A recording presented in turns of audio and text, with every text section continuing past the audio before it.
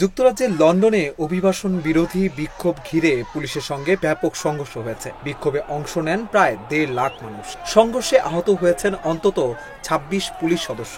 BBC এক প্রতিবেদনে জানিয়েছে, সংঘর্ষের ঘটনায় গ্রেপ্তার করা হয়েছে 25 জনকে। স্থানীয় সময় শনিবার কট্টর ডানপন্থী রাজনৈতিক কর্মী টমি রবিনসনের ডাকে এই কর্মসূচি পালন করা হয়। অভিবাসন বিরোধী এই কর্মসূচির নাম দেওয়া হয় ইউনাইট দ্য কিংডম। যুক্তরাষ্ট্র থেকে ভার্চুয়ালি যোগ দেন ধনকুবের ইলন মাস্ক। এ সময় যুক্তরাজ্যের সরকার পরিবর্তনের ডাক দেন তিনি।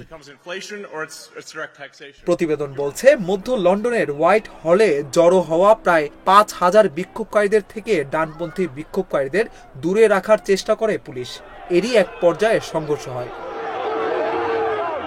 রয়টার্স জানিয়েছে, সমাবেশে উচ্ছৃঙ্খল আচরণ এবং পুলিশকে লক্ষ্য করে কাচের বোতল, লোহার পাইপের মতো বিভিন্ন বস্তু ছোড়ে বিক্ষোভকারীরা। এই ঘটনায় এ পর্যন্ত 26 জন পুলিশ সদস্য আহত হয়েছেন। এদের মধ্যে 4 জনের অবস্থা আশঙ্কাজনক।